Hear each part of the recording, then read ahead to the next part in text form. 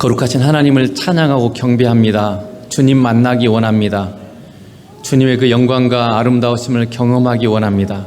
우리가 믿는 하나님이 어떤 분이신지, 얼마나 영광스럽고 거룩하신 분인지를 더 풍성히 선명하게 깨달아 알 수 있도록 성령님 이 시간 운행하시고 역사해 주시고, 우리의 마음의 귀를 열어주시고 마음의 눈을 열어주시고, 우리의 마음을 또 정결케 해주시고 겸손케 해주셔서 주님께만 집중하는 시간 되게 하시고, 무슨 말씀하시는지 아멘으로 받고 순종할 수 있는 그런 은혜도 허락해 주셔서 우리의 삶이 더 거룩해지고 더 하나님을 기쁘시게 하는 그런 복된 삶으로 성장할 수 있도록 이 시간도 역사해 주옵소서. 감사하고 예수님 이름으로 기도드리옵나이다. 아멘. 여러분이 너무나 잘 아는 말씀인데 사도행전 쭉 진행하다가 갑자기 이 말씀을 좀 전하고 싶은 그런 마음이 생겼습니다. 성령님 안에서. 이제 우리 딸들이 결혼을 해가지고 이제 애들이 있다 보니까 여러분도 다 아시다시피 아이들을 키우다 보면 이게 아픈 일이 많잖아요. 아프고 기도할 일이 많아요. 그래서 이제 그 딸들에게 이렇게 아이들이 아플 때 너 기도하고 있느냐 이렇게 질문을 던지면 기도하고 있어 이렇게 대답을 하곤 하죠. 근데 뭔가 그 대답을 받긴 하지만 제게 뭔가 아쉬운 생각이 드는 거죠.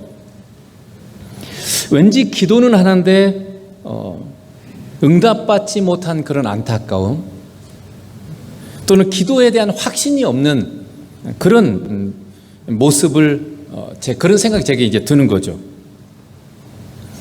하나님 아버지께서는 기도하는 자마다 응답받을 것이라고 약속을 하고 있는데 왜 우리의 현실은 그렇지 못한가? 여러분 생각해 봤어요? 분명히 성경은 오늘 본문에도 그렇게 되어 있잖아요. 기도하는 자마다, 구하는 자마다 받을 것이다 라고 얘기하고 있는데, 여러분 모든 기도하는 거 다 응답 받았어요? 적어도 모든 것 정도는 아니더라도 좀 그래도 굉장히 많은 부분을 여러분이 응답받고 살고 있습니까? 아니면 뭔가 기도는 하긴 하는데 제대로 응답받지 못하고 있는 것 같은 그런 생각을 갖고 있습니까? 그래서 오늘 우리는 이 기도의 핵심이 뭔가를 살펴보고, 뭔가 하나님과 친밀하고도 확신 있는 그런 기도의 생활을 하도록 하는데 목적이 있는 거죠. 그래서 여러분이 이 기도에 대해서 뭔가 우리가 더 많이, 더 깊이 배워서 하나님은 기도를 통해서 뭘 하고 싶으신 건가, 그 하나님의 초점을 우리가 배워가는 그런 시간이 될 때 하나님이 원하시는 그런 기도, 이게 들어져야 하나님께서 기쁨으로 이게 더 많이 응답해 주시는 거죠. 자, 첫째로 우리가 생각해 볼 것은 기도의 응답은 주어지는 거죠. 자, 오늘 넘겨주세요. 7장 7절 8절에 보면 구하라 그리하면 너희에게 주실 것이요, 찾으라 그러면 찾을 것이요, 문을 두드리라 그러면 너희에게 열릴 것이니 구하는 이마다 얻을 것이요, 찾는 이가 찾을 것이요, 두드리는 이에게 열릴 것이니라. 자, 오늘 본문에 보면 7절부터 11절까지는 세 번에 걸쳐서 하나님께서 반드시 이 기도에 응답해 주신다는 그런 약속을 강조하고 있어요. 구하는 이마다 얻겠다. 이 말은 무슨 말이냐? 구하는 사람은 누구든지, 이런 말이에요. 누구든지 구하는 사람은 얻을 것이다. 이렇게 지금 약속하고 있는 거죠. 그런데 여러분, 구하는 거 지금도 받고 계세요? 잘 많이 받으셨어요? 우리는 자신도 모르게 이 말씀을 그냥 외면하거나 불신하고 있는지도 모르겠어요. 뭐가 문제일까요? 여러분 항상 생각을 해야 돼요. 신앙생활도 생각을 많이 해야 됩니다. 왜 하나님이 이렇게 말씀하는데 내 삶은 그렇게 되지 않지? 뭐가 문제지? 그러면 여러분이 그걸 가지고 하나님께 기도해야 돼요. 하나님 분명히 이렇게 약속하셨는데 왜 나는 그렇게 못 받고 있습니까? 왜 내 삶에 그렇게 이루어지지 않는 거죠? 뭐가 문제입니까? 여러분이 그렇게 자꾸 질문을 던지고 하나님과 대화하고 사귀고 이러면서 이게 뭔가 초점을 맞춰가고 하나님의 뜻이 무엇인지 알아가는 거죠. 그런데 그냥 그런가 보다 그냥 지나가 버리는 거예요. 아무 생각이 없는 거예요. 그러니까 성장이 일어나지 않아요. 왜 이게 무엇이 문제이길래 하나님 분명히 다 구하는 자마다 얻겠다고 말씀하셨는데 왜 우리는 그렇게 못 받고 사는 건가? 이런 질문이죠. 분명히 우리가 알기로는 하나님의 모든 말씀은 진리죠. 진리라는 말이 무슨 말이에요? 시대, 지역, 상관없이 영원토록 동일한 걸, 이걸 진리라고 그래요. 변하면 그 진리가 아닙니다. 지구가 태양 주위를 돈다는 것도 진리가 아니에요. 뭐 우리 사회에서는 그걸 진리라고 하지만 하나님이 오시면 이게 다 바뀌어져요. 그래서 새하늘과 새 땅이 되면 이게 다 바뀌어져 버려요. 그렇기 때문에 이건 진리라고 말할 수 없어요. 잠시 한시적으로 진리처럼 그렇게 유지될 뿐이지 이걸 진리라고 말할 수 없어요. 하나님만이 진리시고 하나님의 말씀만이 영원토록 세세무궁토록 변하지 않기 때문에 그것을 우리가 진리라고 부르는 겁니다. 여러분이 이 세상에 붙잡고 있는 모든 것은 다 진리가 아니에요. 어느 때가 되면 이거 바뀌어질 수도 있어요. 우리가 알고 있는 이 물리적인 이 법칙들도 어쩌면 주님 새하늘과 새 땅이 되면 이것도 바뀌어질지도 몰라요. 시간도 사라지죠. 우리 주님이 오시면 새하늘과 새 땅에서 시간이라는 개념이 없어져 버려요. 더 이상 늙거나 시간 간다는 개념이 없어요. 그래서 이런 것들도 진리라고 말할 수 없어요. 한시적으로 진리처럼 우리가 받아들이고 있지만은, 자, 그런데 그래서 하나님의 말씀은 진리고 영원토록 변함이 없으며 반드시 이루어진다고 여러분 우리가 믿고 있습니다. 그 뭐가 문제죠? 자, 여러분 지금 이 7절 8절 잘 봐보세요. 자, 여기에 보면 기도의 응답을 언제 주겠다고 약속하고 있습니까? 있어요, 없어요? 없죠? 근데 여러분은 이렇게 생각하는 거예요. 아, 기도하면 바로 주시는구나. 우리 나름대로 상상하는 거죠. 내 생각으로 그냥 정리해버리는 거죠. 그래서 여러분이 하나님의 말씀을 잘 자세히 명확하게 볼 필요가 있어요. 여기 기도 응답을 언제 주겠다는 약속이 없어요. 그래서 답답한 거죠. 지금 때로는 우리가 인내가 필요하고 오래 참음이 필요한 거죠. 정해진 시간이 없이 그저 주실 것이다, 찾을 것이다, 열릴 것이다 라고만 되어 있어요. 그래서 다 수동태입니다. 하나님이 주시야만 되는 거예요. 열려지는 것도 하나님이 열어주셔야만 되는 거고, 찾는 것도 하나님이 찾을 수 있도록 해주셔야만 찾는 거예요. 그러면 여러분 기도의 응답은 언제 옵니까? 하나님 아버지가 주시는 때예요. 근데 우리는 언제 기도 응답 받고 싶어요? 지금 즉시, 그리고 될 수 있으면 가장 빠른 시간에. 이게 우리에게 사실 원함이죠. 하나님은 다 알고 계시는데 바로 응답할 수 있으시면서도 왜 그렇게 하지 않으실까요? 생각해 봤어요? 왜 하나님은 우리가 필요한지 다 알고 계시잖아요. 빨리 어서 이렇게 알고 있는데 왜 그렇게 늦추시고 바로 응답해 주시지 않을까요? 여기에 중요한 문제가 있어요. 기도의 본질 그리고 기도의 핵심과도 굉장히 핵심이 되는 문제가 있습니다. 여러분, 우리는 기도의 본질, 기도의 핵심을 뭐라고 생각하세요? 응답, 이렇게 돼 있어요. 그렇죠? 기도하면 응답받는 거. 이렇게 우리는 기도의 핵심과 본질을 그렇게 잡고 있죠. 그러나 하나님은 기도의 본질을 뭐로 잡고 있는지 아세요? 사귐, 우리와의 만남, 이렇게 잡고 있어요. 그거 굉장히 다르죠, 초점이. 자, 만약에 하나님께서 우리가 기도할 때마다 즉시 응답한다면 어떻게 될까요? 우리는 기도에 응답해 주시는 하나님 아버지께 관심을 두는 것이 아니라 응답에만 관심을 두게 되고, 하나님 아버지에 대해서는 어떻게 생각하냐면 마치 자판기죠, 자판기. 돈 넣고 툭 누르면 나오고, 이렇게 우리가 필요한 것만 주시는 그런 분으로 기계처럼 생각하기 쉬워요. 하나님 자신에 대해서 관심이 없는 거죠. 저도 제가 치유훈련학교를 제가 지금 5주 다녀왔습니다. 또 이제 또 최고의 그 훈련을 또 계속 받을 것인데, 훈련학교를 받으면서도 뭐가 있냐면, 이게 누가 아프다 그럴 때 그 아픈 부위에 이제 아픈 것에 대해서 주님께 말씀드리고 주님이 치유하십니다, 이렇게 하잖아요. 예수님이 치유해 주시는 거죠, 우리가 하는 게 아니라. 그러면서도 어디에 항상 초점이냐, 언제 치유가 일어나지, 어떻게 되지, 이것에 굉장히 관심을 많이 갖게 되고, 다른 분들도 마찬가지 이렇게 하는 걸 내가 보게 됐어요. 그런데 생각보다도 치유가 빨리 일어나질 않아요. 하나님께서 굉장히 오래 끄는 경우가 굉장히 많이 있어요. 그리고 어떤 경우는 진짜로 응답 자체가 없는 것처럼 볼 때가 있어요. 전혀 아무것도 없는 것처럼 이렇게 볼 때가 있죠.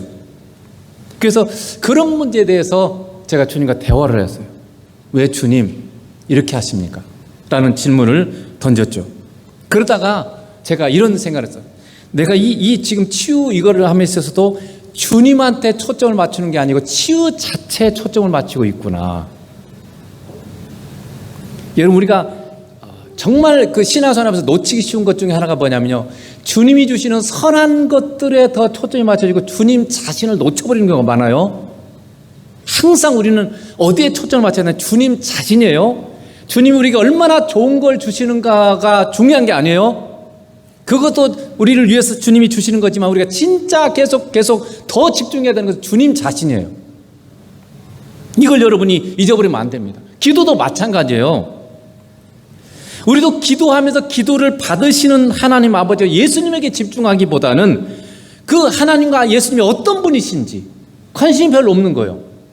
그리고 그냥 내가 그저 우리가 구한 거 그것만 빨리 주시기를 여러분 원하시지 않습니까?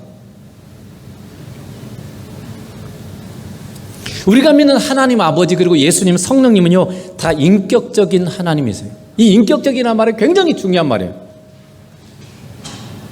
구약에다 보면 여러분 이해할 수 없는 사건 중에 하나가 뭐냐면, 다윗이 이제 그 다윗 천막을 만들어 놓고 하나님의 임재의 상징인 여호와의 언약궤를 옮겨 올라가는데, 산에 있는 아비나답의 집에서 이 여호와의 언약궤를 옮겨 오는데 새 수레다 그 여호와의 언약궤를 이렇게 싣고 오죠. 그런데 소가 이제 수레를 끌고 가다가 낙원의 타작마당에 이르러서는 소들이 갑자기 날뛰어버려요.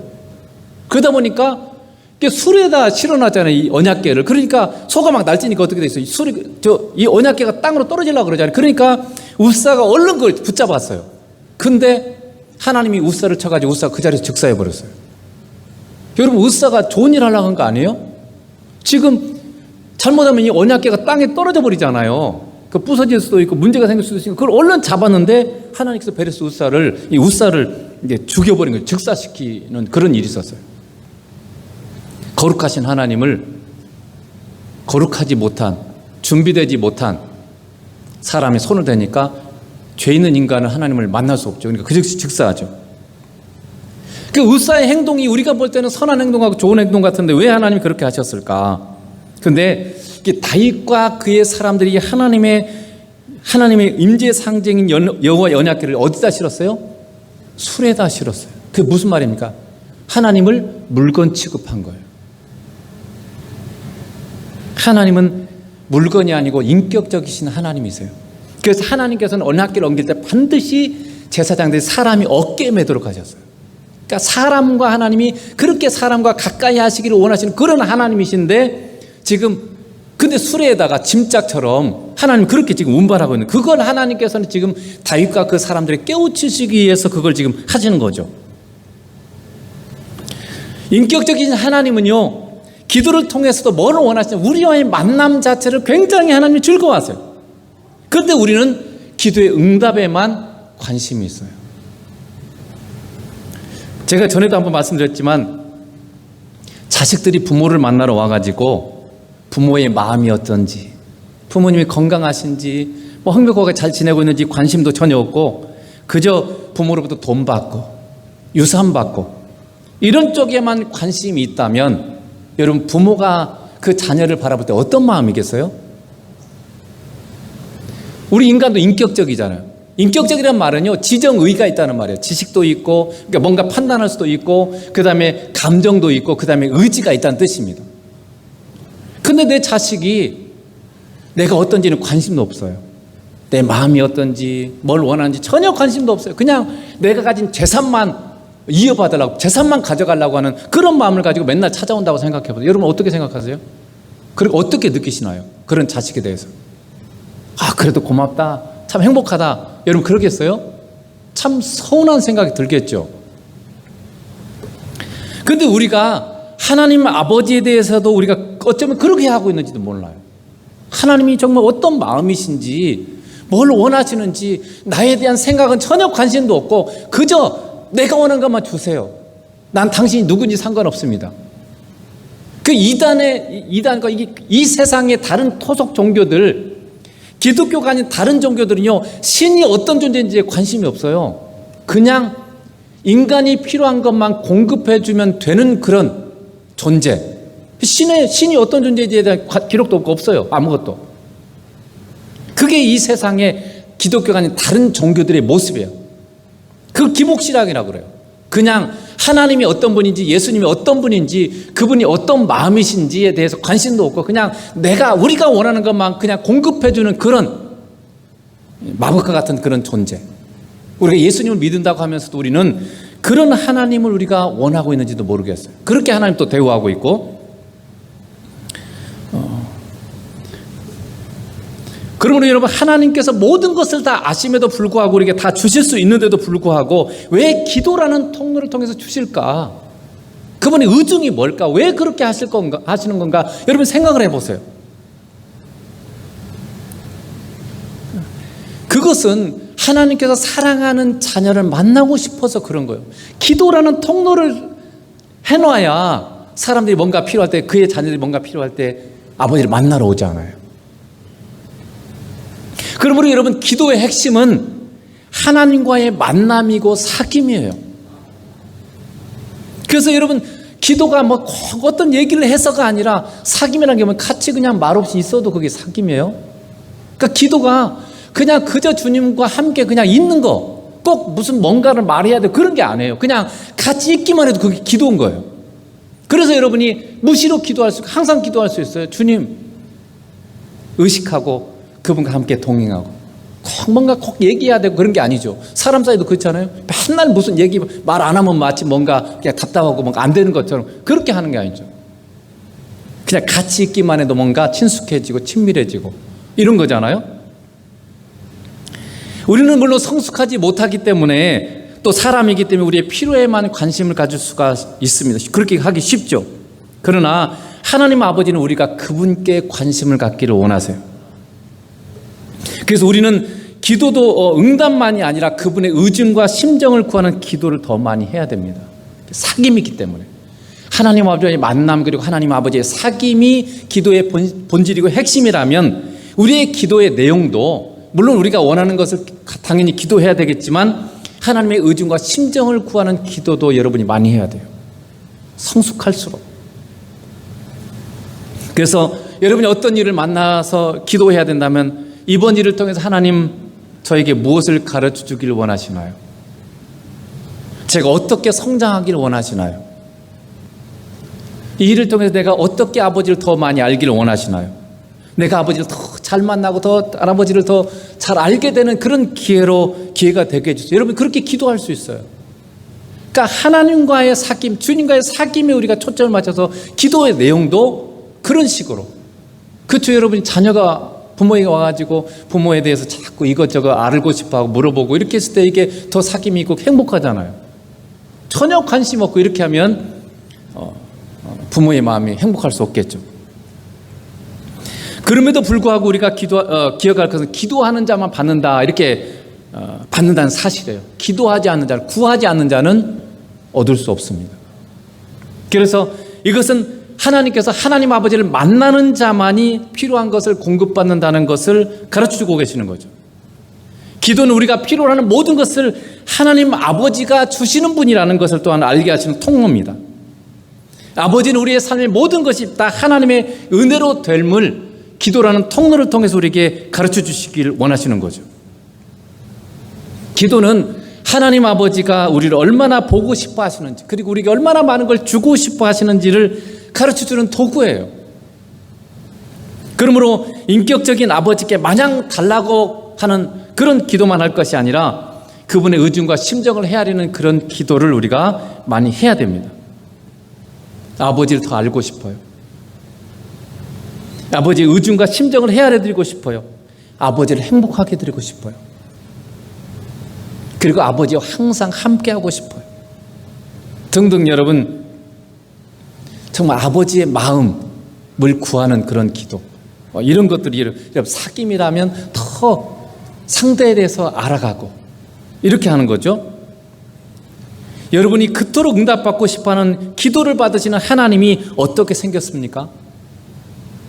그리고 어떤 분인지 여러분 관심이 있으십니까?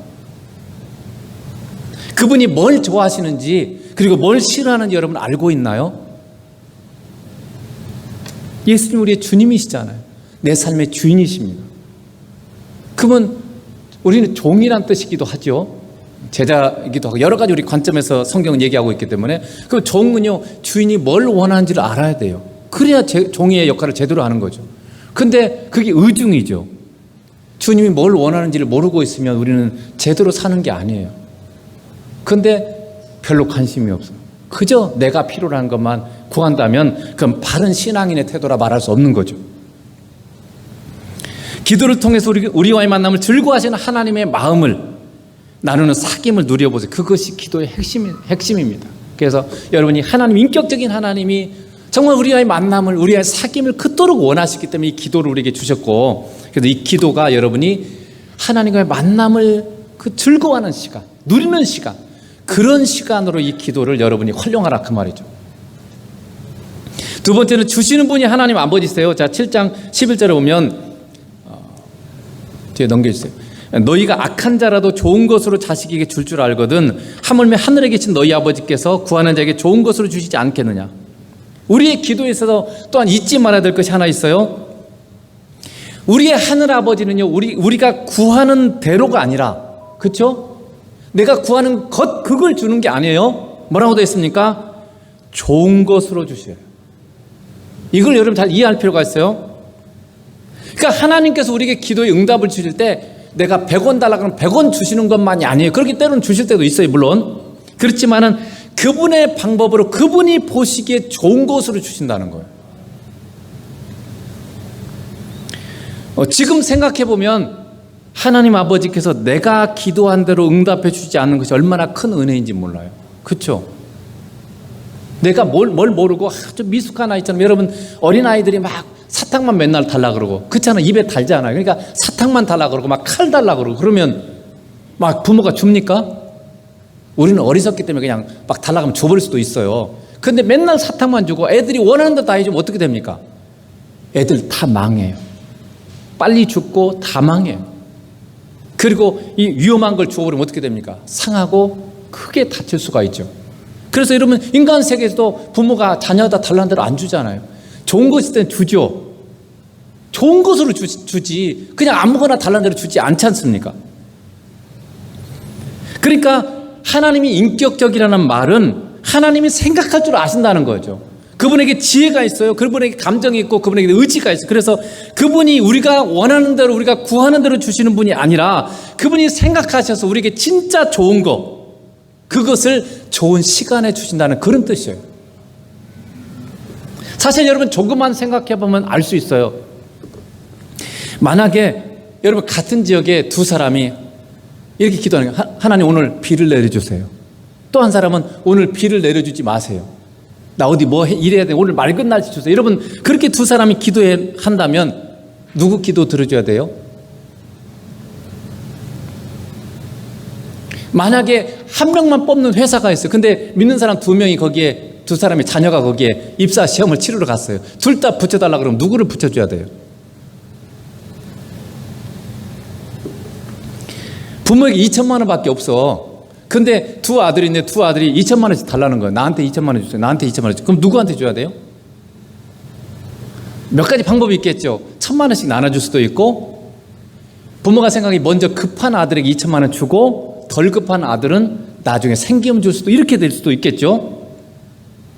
그런데 아들은 이렇게 생각하는 거, 왜 2천만 원 달라는데 1,000만 원밖에 안 줘요? 이렇게 생각할 수도 있겠죠. 그리고 지금 아버지가 생각할 때 덜 급한 아들에게 돈 안 주고 급한 아들에게만 2천만 원 주니까 왜 나한테는 돈 안 주세요? 이거 불평할 수도 있겠죠. 우리가 지금 그러고 있을 수도 있어요. 하나님 아버지 모든 걸 아시고 우리를 가장 잘 아시는 그분이 가장 정확하고 좋은 것으로 주시려고 하는데, 그게 우리에게는 응답 안 해주는 것으로 생각할 수도 있다는 거죠. 우리가 믿는 하늘 아버지는요, 인격적이면서도 우리가 생각하는 것보다 훨씬 더 지혜롭고 좋으신 분이세요. 그래서 자, 이 7장 11절 다시 킹제임스 버전에 이렇게 되어 있죠. 그런즉 너희가 악할지라도 너희 자녀들에게 좋은 선물들을 줄 알거든 하물며 하늘에 계신 너희 아버지께서 자기에게 구하는 자들에게 좋은 것들을 얼마나 더 많이 주시겠느냐. 우리의 하늘아버지께서는 우리가 구하는 것보다 좋은 것들을 주세요. 그리고 이 좋은 것이요, 단수형이 아니라 복수형이 좋은 것들이라고 되어 있죠. 그러니까 우리가 구하는 것보다 더 많이, 더 좋은 것을 많이 주신다는 뜻입니다.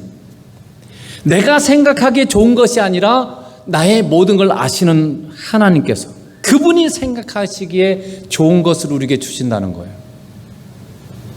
그것 중에 하나가 바로 고난과 어려움일 수도 있죠. 우리의 삶 가운데서 우리는 다 평강하고 다 좋고 다 건강하고 하는 일마다 잘 되고 우리 다 그걸 원하죠.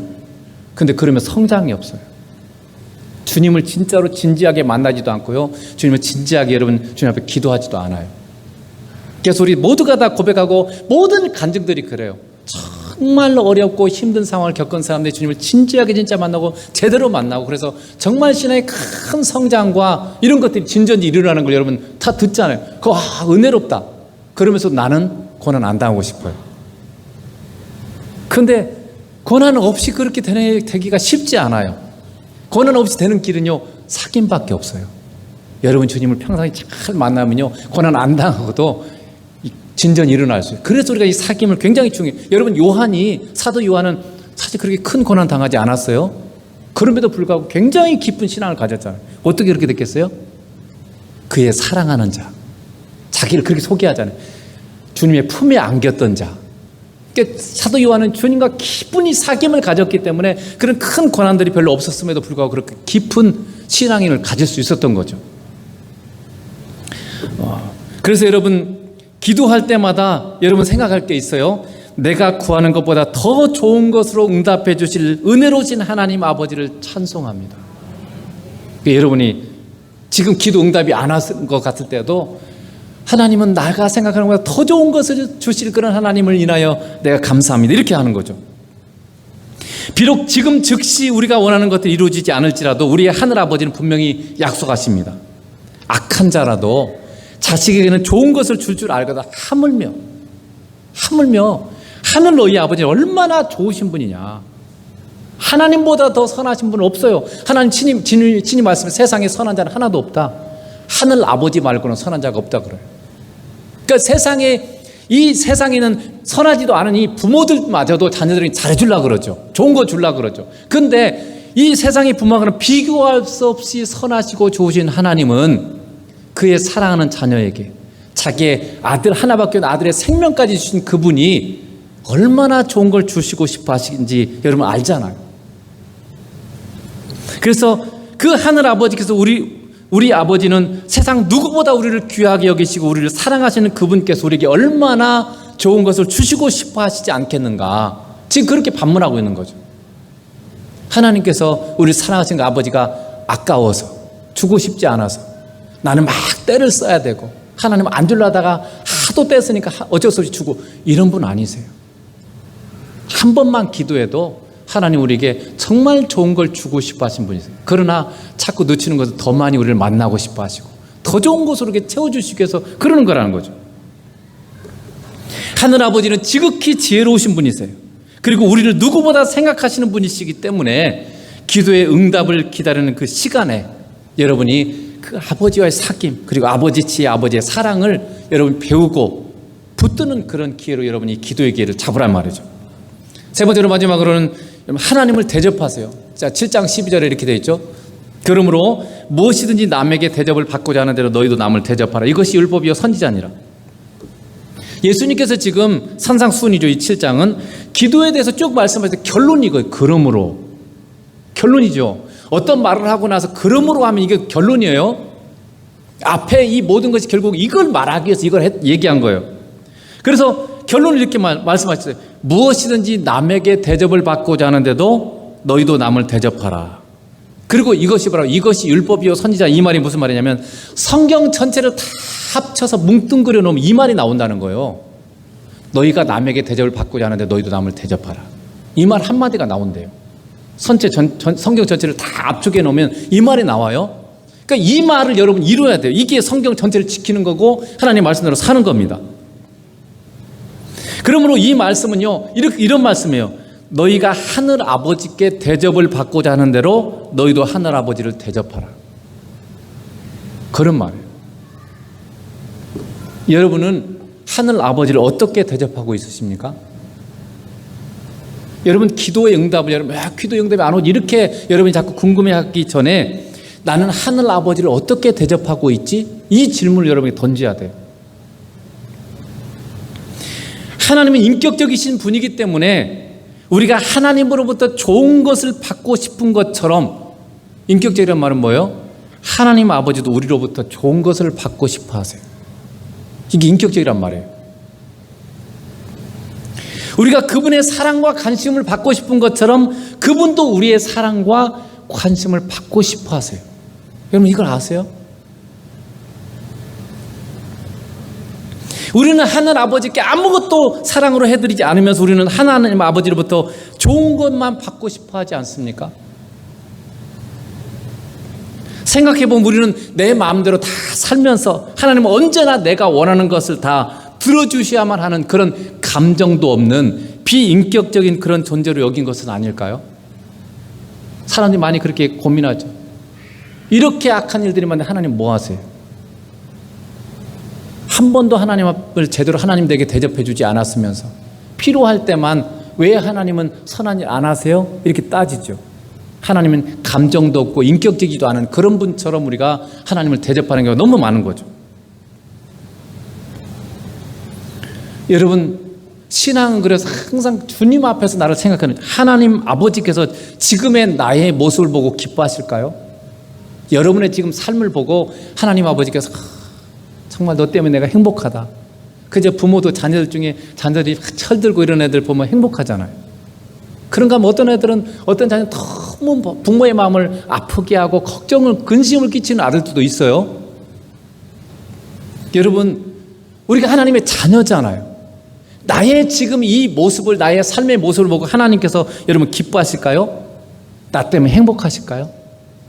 여러분 때문에 행복하실까요? 하나님 만면의 웃음을 지으시면서 천사들한테 막 자랑 저 땅에 있는 저 김집사를 봐라 장집사를 봐라 너무 나를 행복하게 하고 있잖아요. 여러분 그러실까요? 인격적인 하늘 아버지는 우리에게 원하는 것이 하나도 없을까요? 여러분은 하늘 아버지를 예수님을 어떻게 대접해드리고 있습니까? 하늘 아버지를 우리는 친구보다 못한 존재로 여길 수도 있어요. 그렇죠? 아버지하고 성경 읽을 시간, 아버지와 만나는 시간 정해놨어도 친구가 만나자면 가버려요. 친구 만나러. 친구가 아버지보다 주님보다 더 중요한 거예요. 또 내 계획을 주님보다 더 중요하게 여기고 있지는 않습니까? 내가 뭔가를 하려고 하는 계획을 세웠는데 하나님이 이런 마음을 주세요. 그거 하지 말고 다른 거 할 마음. 근데도 내 계획을 먼저 해버려. 그건 뭡니까? 내 계획이 주님보다 더 중요하다는 거예요. 여러분 체계적인 사람일수록 이거 조심해야 돼요. 아주 체계적인 사람, 뭔가 계획적이고 체계적인 사람들은 내 계획이 더 중요하게 여길 수도 있어요. 예배는 뭡니까? 예배는 하나님을 기쁘시게 하는 대로 하나님이 이끄신 대로 순종하는 게 예배예요. 그리고 나의 취미 생활을 주님보다 더 중요하게 여기는 사람도 있어요. 내가 취미 생활을 뭐 하려고 하는데 그때 주님이 이렇게 하고자 하는 마음을 주셔도 내가 좋아하는 거, 즐거워하는 거 그걸 더 먼저 해버려요. 우리가 그런 경우가 굉장히 많아요. 저도 마찬가지고 여러분 아직 그 정도에서 넘어서가 아니라 나를 바라보시는 그분의 심정을 여러분이 생각해 본 적은 있습니까?